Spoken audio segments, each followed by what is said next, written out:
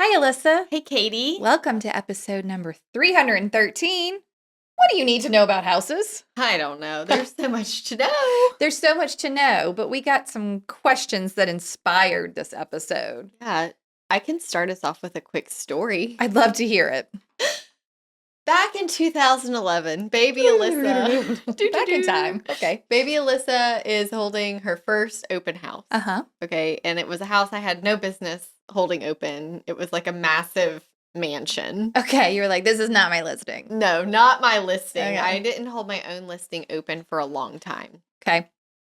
But I was so nervous.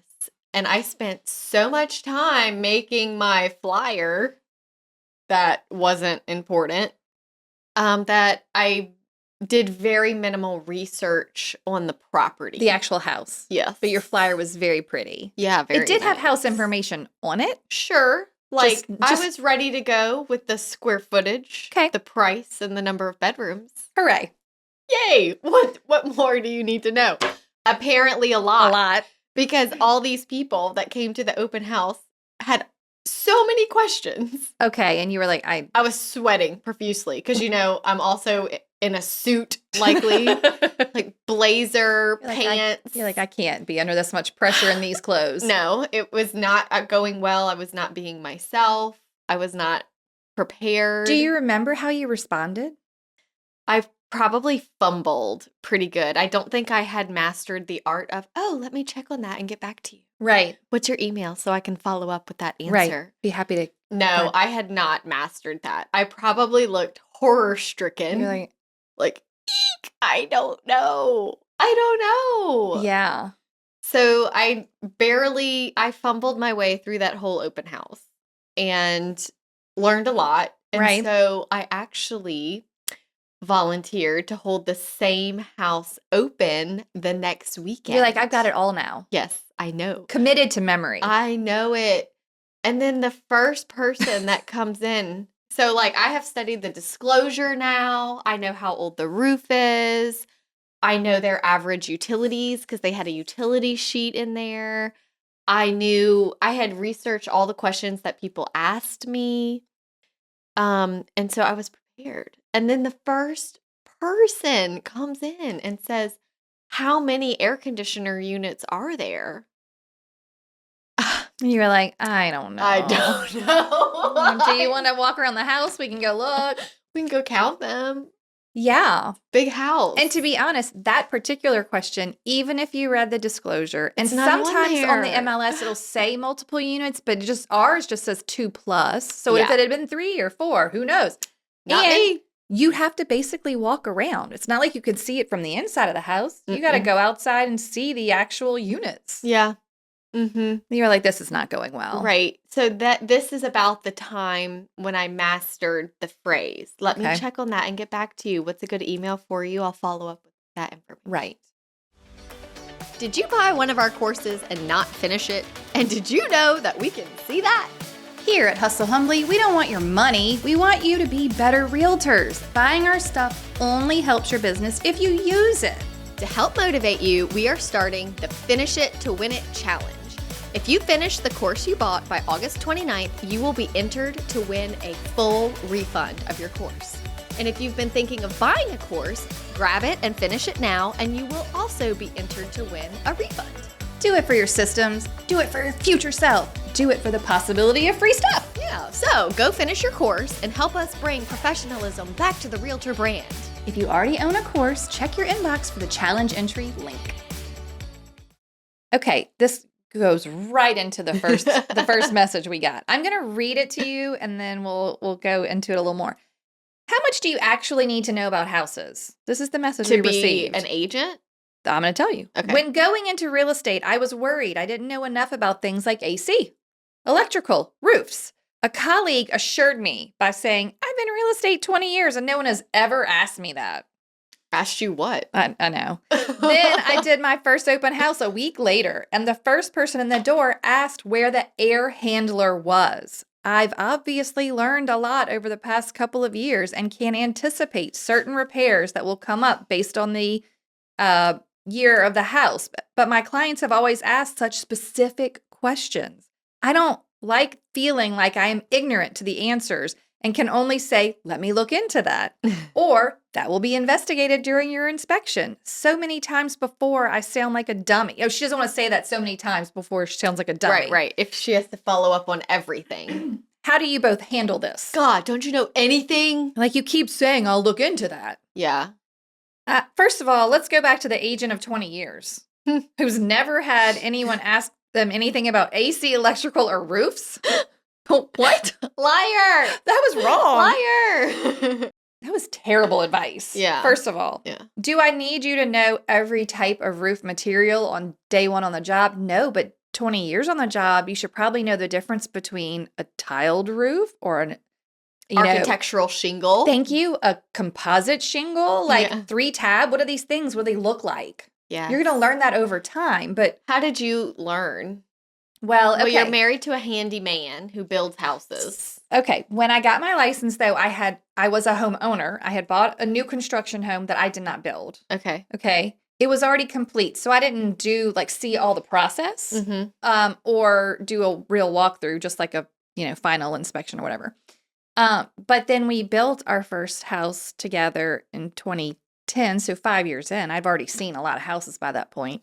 But building a house is learning on a different level.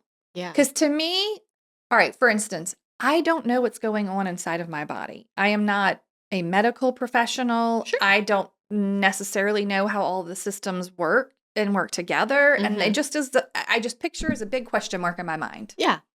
Houses were a lot like that to me. Okay. It was like, what's happening behind the walls? Couldn't say. Are the pipes in the slab? Are they in the attic? Or like, I don't know what's happening. I just know what I can see, and that's it. So building a house was nice because I also didn't understand the order a house was built in. Yeah. And that was very fascinating and helpful, I think, to me. And now I understand. Like, in my mind, I just thought wires were crisscrossing through every wall. They're not. Right. They're really not. There's like the one spot they're going to the outlet, and that's kind of it. Yeah. So seeing a house be under construction, I would say, is very helpful. If you can go tour new construction at different phases, that will help you understand the actual how houses are put together and how they're put together where you are. Because like we have to have hurricane ties and things that other places maybe don't have, or other places have a basement. That's not something we have here. So like there are different actual features of construction, or maybe you're in a place that's all pier and beam, and maybe you're in a place that's all like slab foundations. Like I don't know. Yeah. But I think seeing it under construction is helpful. I learned the most through going to inspections. Yeah. And seeing how things were delivered. And in the beginning, when I was new and I would ask if I could just come sit in with some agents, that was really helpful because they didn't all use the same inspector either. Yeah. So the delivery of, hey, this panel in the report, you'll see it has double neutral wires. This is very common, shouldn't be that way, but is likely on every inspection report. Yeah. Versus one inspector who's like, it has double neutral wires. This is a huge they're trying to scare you. Safety issue. Oh, no. Yes. Thank God you have found this. Right. So it was helpful. And then to follow up with that and hear from an electrician who says, it's not a big deal. It's not going to burn your house down, but I can fix it it's a very simple fix. Easy to fix. So I learned the most from shadowing home inspections. Yeah. And then once I got to my own, seeing these reports. So, like, if you're just starting, you can find an agent who will let you go to an inspection, or better yet, just find an inspector who will let you come to an inspection. Yes. And then you can ask them as many questions as you want while they literally go over the house with a fine-tooth comb. You know what else really surprised me in the beginning was being at an inspection with a good home inspector. This is like a good one. Being very impressed with his delivery, how the clients received it, hearing the questions the client asked, leaving there going, that was a good home inspection. He found some, things that do need to be addressed. He did a good job explaining what's normal. But then I got to look at the report. Uh-huh. And it looks so much, I'm like, is this It was all You're the like, was same this the same stuff. inspection? Yes, it was all the same stuff. Mm-hmm. But being present at the inspector to have it with the inspector to have it explained made it. I was thinking to myself, if I just got this report, I would be terrified Yeah. because they have to cover themselves so much. There's so much legal verbiage that is required. And it sounds scary. And then certain things have to be flagged red, even though Mhm. we discussed it in the house. And yeah, that is one of the items that we're going to address. But this report makes it sound really bad. Yeah. So I also learned the importance of being at the home inspection so that the buyers don't cancel when they get this report. Right. So all of it is so helpful, being able to look through photos and recognize things. Yeah. But Okay, I think there's probably another easy way to learn quickly what you do and don't know. Now maybe your office inputs your MLS listings, but either sit with the admin person that does this or find out if you have access to see what it looks like to input a listing, because you have to check off type of construction and then there's a list. yes. Well, if you don't know what those things mean, you should. Yeah. So if you don't understand what frame construction in versus block construction, like, you need to learn it. Yes. There's a roof type. Like, Mhm. if you read the types of roofs and you're like, I don't know what these things are, then you need to learn and familiarize yourself with that. Like, I think you need to know in a showing, I think you should definitely know what the roof type is Mhm. visually. Like, you could look at it and be like, I know what type of roof that is. And siding, you should be able to visually, or even flooring. I've had so many like people in a showing be like, well, what kind of floor is this? Now, yes, it gets a little trickier these days with like laminate, vinyl, what I can tell you if it is or isn't real wood typically. same. And I can tell you that, terrazzo is like a composite type stone. Like you need to know what flooring types are. Mhm. You need to know what a stained concrete floor is, that you're actually seeing the slab, that yes, it is going to look cracked because you're seeing it expand and contract. If you don't literally understand any construction materials, I think you're going to have some problems. Sure. And it's one of those things where you're like, oh, this 20-year in the business agent was like, you're not going to need to know any of that. I think that's False. and maybe you could sustain yourself with I'll find out, and just maybe no one ever asked you about a floor type or a roof type or whatever. But wouldn't you rather just be intelligent about these things? Sure. I I think it's also helpful to just be able to point things out.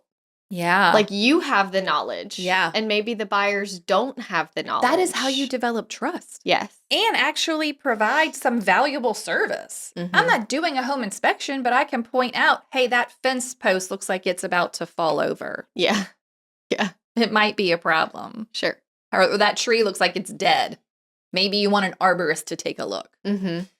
Okay, do you want to hear the second message we received? Yeah. There was Okay. 2 There were 2 on this topic. Wow. Uh-huh.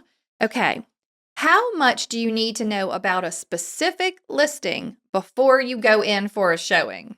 I am looking at so many houses per day, online and in person, between showings and she said, I'm looking at so many houses online and in person between showings and keeping track of certain segments of the market. Walking into each individual showing, I can't rattle off the year, square footage, lot size, roof material, how much the solar lease is, etc. Sometimes I feel like the clients are leading the showings and I'm just the paper reader. It feels a little wrong to me, but maybe it's just my ego. Is this okay? Should we huddle before we go in? Should I be memorizing these details on each house before we go in? What do you do? Would you like me to tell you what I do? Tell me what you do, and then I'll tell them the exercise Okay. that we did. If I'm showing more than 1 or 2 houses, I always have the printout of the MLS sheet. Yes, I do print. I have paper. I have a copy for me. I feel like we should say that again. I do have paper sometimes. Okay. This is the only time, actually.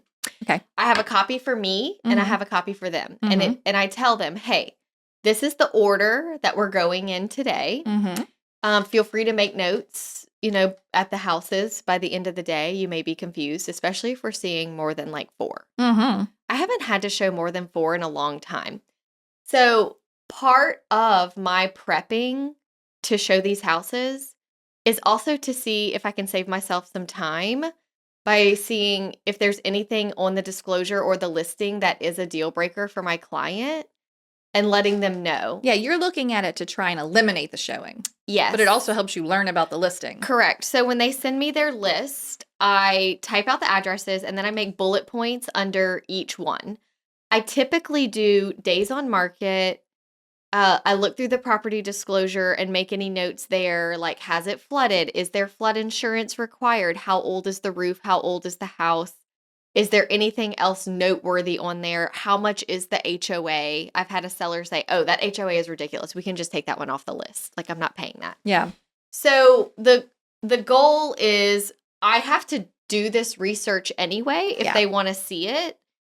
And maybe if there's something that I can identify as something that they mentioned was important to them that this doesn't have or has, I can save us all some time. And that's one less house that you have to go show. Yeah. So then once we have our final list, I do get my sheets all together and I write down that basic information. So my sheet and their sheet has it. Yeah. So if we're in the house and they're like, how old is this roof? I can quickly be like, oh, this is the one that was just replaced. Yeah.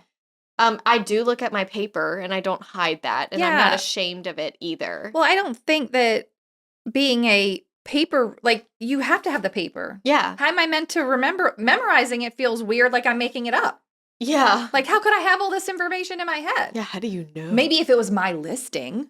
Okay. Yeah. That would be very different. Very, very different. And I will say showing my own listing is very different. Yeah, for 'Cause sure. you know what you're allowed to You know. say. Mm-hmm. You know why they're moving. Yeah.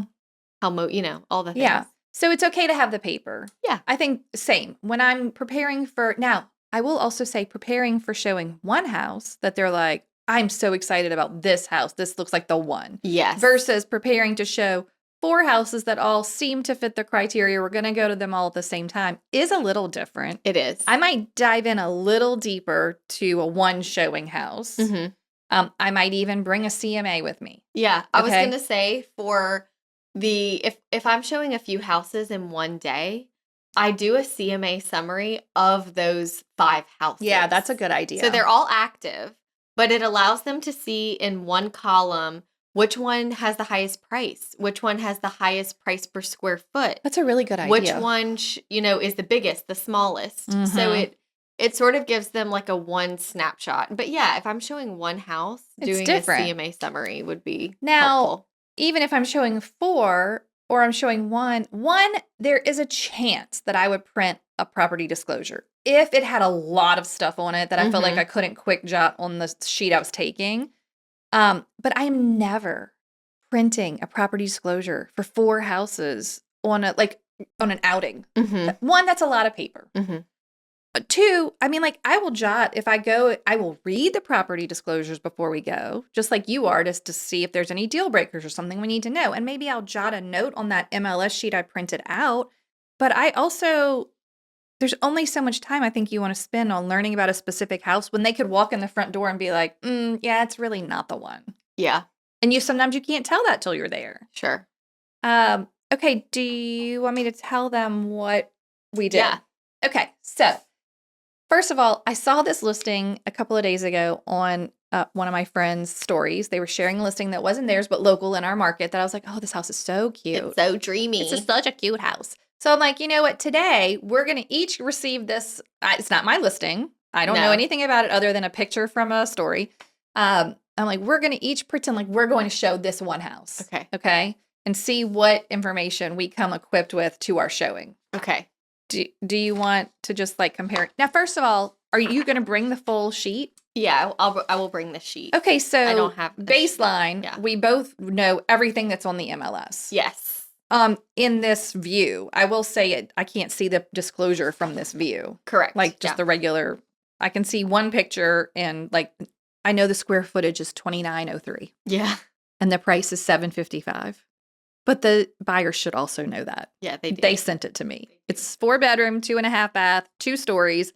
I will tell you something that I look at a lot while I'm in the showing that maybe I didn't necessarily pay attention to is I've never been in this house. Yeah. I don't know where the bedrooms are, but I will glance down, especially if it's 2 stories, and see what level the bedrooms are on. So I wrote that down. I wrote, because I've had this be an issue for some people. Yeah. So I wrote, hey, Mr. Buyer, I just want to make sure you know for this floor plan that only one of the bedrooms is downstairs and the other 3 bedrooms are upstairs. I just wanted to make sure that was an okay layout for you and your family. Yeah. And is this something you would have said pre-showing? Before. Yeah, before you went. Yeah. Was there anything about this house that you would have told them pre-showing? So in my notes to them, I would have mentioned that. I would have also said, hey, after reviewing the property disclosure, it states that the house was built in about 1935 and that the roof is an original asphalt roof. Yeah, and I will say, even after what we just stated, when I wrote the same thing down, I'm like, all right, this house is What? built in 1935-ish, and the roof is original asphalt. I'm like, this is not a shingled roof. Asphalt must mean it's like a It's gotta be smooth surface. Yeah. And so to me, I thought I would have to research that further because one, I don't even think I've ever gone to an inspection on an I have asphalt not. roof. I have not. I have been on what are the hard tiles? Like a slate tile? Yeah, a slate tile. Yeah, you can roof. sometimes you get those Spanish clay tiles Yes. on a roof here. Sometimes you might on an old house get a slate tile, but I've never or a metal roof. So I would have probably written in my email to the buyer that, I'm actually not familiar with this type of roof. And I did not realize there was an asphalt roof that would last 100 years. Right. So this may be something that you and I need to do We some have to research on. Exactly. And I thought too, obviously this house has current insurance. Yeah. So is asphalt a superior? I don't have any idea. Right. But I did write down what it was. Yeah. And that we would need to know more. Correct. It's unique. We need to research this. Okay. Anything else you would have told them pre-showing? That it has had some foundation work. Okay. Per the disclosure. We will just have to get that full report from the seller if you decide that you're pretty serious about it. Mm-hmm. Also, I noticed that this house has a unique pricing history. I'd say. So it was listed in March Uh-huh. at $769,900. Okay. Then in April, they went to $725,000. Oh, fascinating. Then they took it off the market. Then it came back on the market in May for $725,000. And when I say they took it off the market, it wasn't pending. No, it was temporarily taken off the market. Yeah. So in May, it came back on the market at $725,000. Then they took it off the market a second time. Mm-hmm. And now it is back on the market at $755,000. So they have increased the price from their last active entry. So we will have to get with the seller to see, have they made improvements in the last month that caused this price increase? Okay. There are just going to be some other questions that we will need to dig into further. Okay. I will say, good on you, because I did not actually pay much attention to their price history, but I did realize and learn in my little digging that the owner is a local designer, Mm-hmm. and they bought the property in July of 2024. So it is a flip. Yes. They did not live there. It's decorated beautifully, and the renovation is lovely. It's gorgeous. What I wonder now that you're bringing that up is, was there a place in the house that they didn't renovate that then decided, the feedback is telling us we have to finish this bathroom or this, the kitchen, something happened that we're like, well, we tried dropping the price and they're still complaining about X, and now we're going to fix X. Yes. I would want to call the agent probably to figure that out. Yeah. Because in the description it said the plumbing and electrical were new and the HVAC was new. Yes. Now, did you look at the photos of the house when they sold it? No.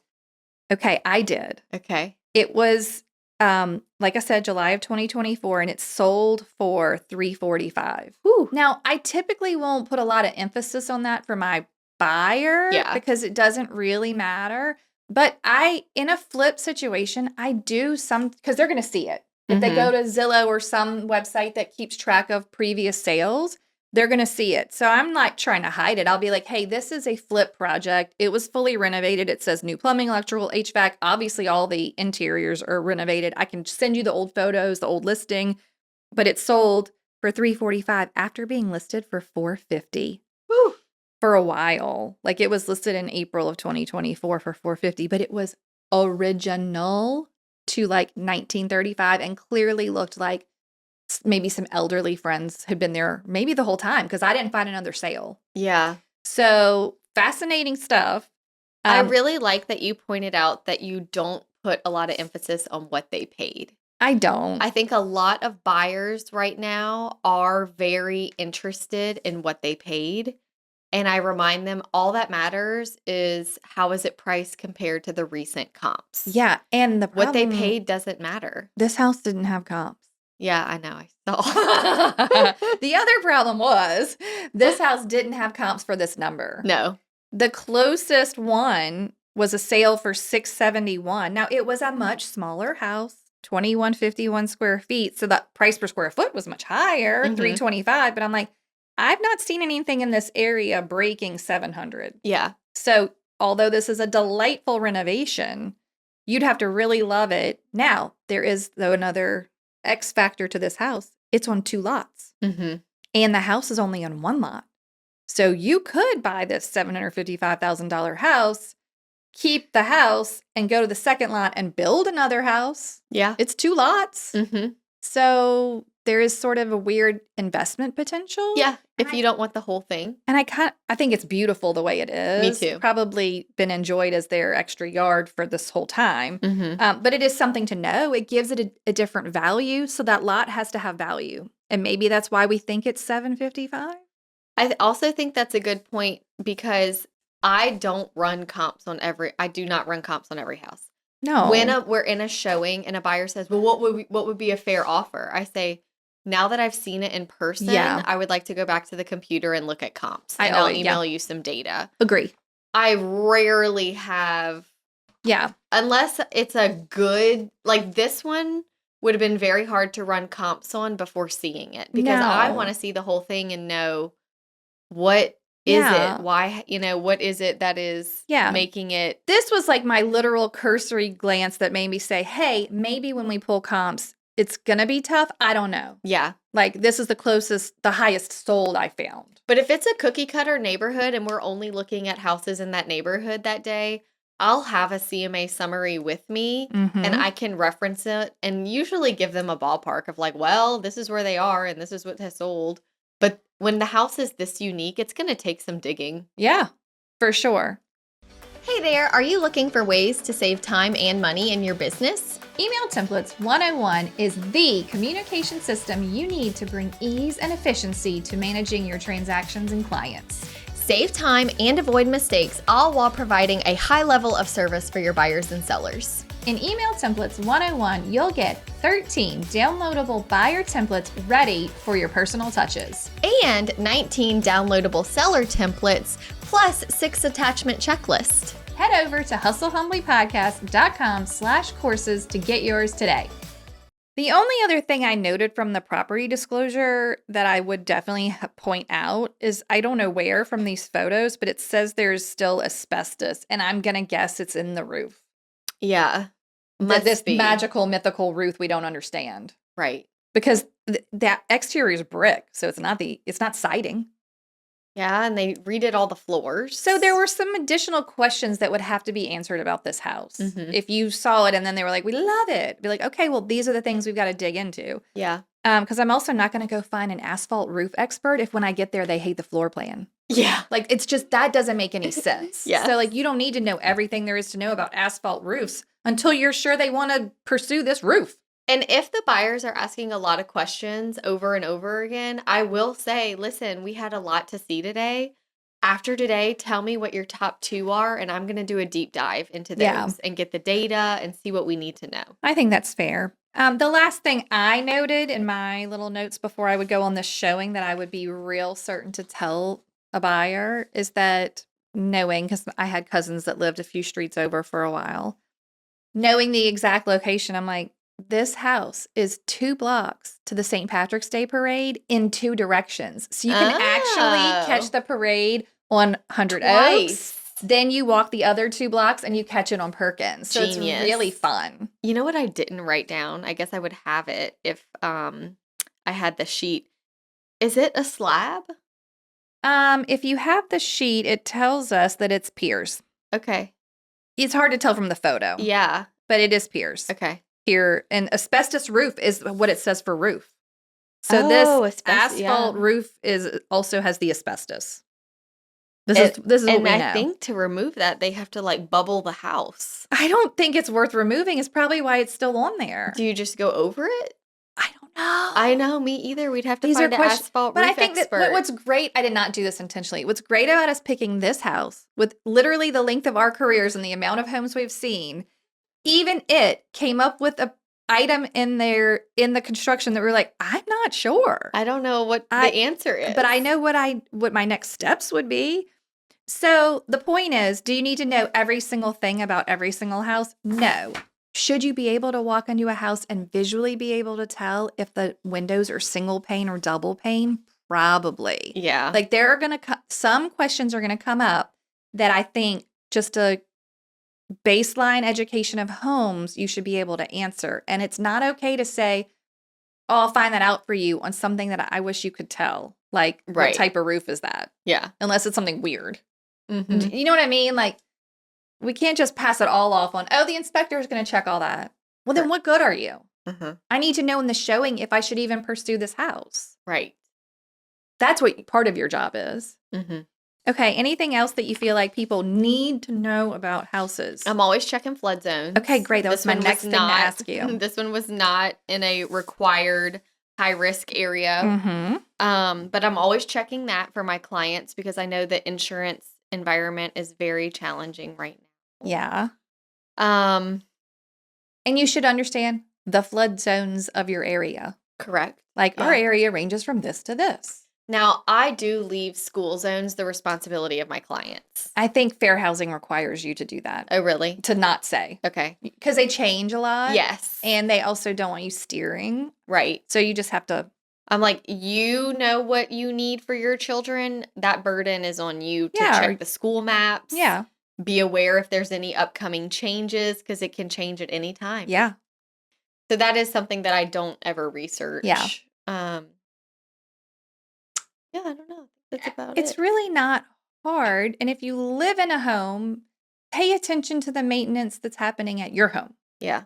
Like if you have something that breaks, ask your technician a lot of questions. Like Mhm. the more experiences you have with a home, the more knowledge you're just going to have. Yes.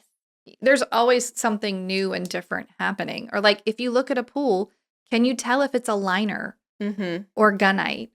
Or like, Yeah. these are just like simple visual things that would be good for you to know so that you can also then be like, hey, liners on pools typically don't last more than X years Right. in my experience. Mm-hmm. And people are afraid, I think, to give information sometimes because they're like, oh, I don't want to be the inspector. I'm like, you're not the inspector. You're just an observer giving you some things you might want to look out for. Yeah. I think that's really it. Yeah. It's not hard, but it's also, you should have some education. Mm-hmm. And you can get it. It just walk through some. If you have nothing to do on a certain day, go walk through some old vacant houses. Yeah, I will tell you, I went on this great tour. At LSU, they had this law house is what it's called. Did you ever go there? No. Okay, it's on campus, and it was a house constructed to teach, like, I think it was specifically green building practices. Okay. But basically, when you walk through this museum of sorts, walls will be cut open. And you can see like what the inside of the wall is. And then it describes like what this type of insulation is and why that's important. They And also have that at the Knock Knock Museum. they sure do. I was thinking the same thing, but it's I have true. seen it there. Yeah. And they show you like what's happening inside like of your wall. PVC versus copper piping and all of that. Y'all, the Knock Knock Museum is the children's museum. Yeah. Even children are learning about what's inside of the walls of their home. Yeah. But the point is, maybe there's some place you can actually go to learn more local to you. Sure. Or about your type of construction. Mm-hmm. All right. Anything else? I kind of want to go see this house, though. I know. Maybe we It's should so go cute. see it. And it has one of your favorite trees I out there. know. And I've got it. Wait till you see the picture of before the flip. Mm. You're going to die. It's so cute. It's so cute now, y'all. It's like this really cute Tudor. And I wish we had more of this style. Yeah, we don't have a lot of this in our market. No. And I also think that's interesting. They didn't even put that. They just put traditional style. I would have taken this opportunity. To Because use people who are Tudor. searching for a Tudor, there's not that many. Right. But it's that little arched part of the roof and the little arched door. I love it. Okay, do you want to read the Yeah, I'll toast read today? it. Okay, I even Perfect. told you where they are. Oh, this is from Kimberly Lynn You can't. Okay, great, Kimberly. in Waco to Kelly Realtors. I'd love to toast the incredible solo agents at Kelly Realtors, locally owned and operated for over 30 years. Oh, yeah. At Kelly, agents may fly solo, but we don't do it alone. Our agents show up for one another every day, cheering each other on, sharing their knowledge, celebrating every win, big or small.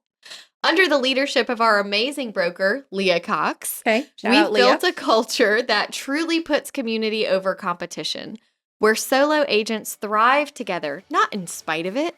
So here's to the solo agents doing it all. Contracts, showings, marketing, mentoring, on their own terms. I couldn't be prouder to call you my real estate family. This was so well written. So cute. That was precious. Thank you, Kimberly Kimberly. Lynn. Precious. Thank you to Kelly Realtors and Leah Cox for being such an amazing broker. Yeah, cheers to y'all. What a great office. Sounds like. Cheers, everyone. Okay, bye. Wait, before you go, if you enjoyed this episode and if we brought you value, take a minute to rate the show, leave a review, or drop a comment. We are giving away our best stuff for free. Find it at hustlehumblypodcast.com/freebies. We'd also love to see you in Hustle Humbly community. Join us there at hustlehumblypodcast.com/membership. We love chatting with you in our DMs. Find us on social media at Hustle Humbly Podcast and say hello. If you have an episode topic or someone you'd like to toast on the show, please email us at team@hustlehumblypodcast.com. Thank you so much for tuning in to the Hustle Humbly Podcast. See you next week.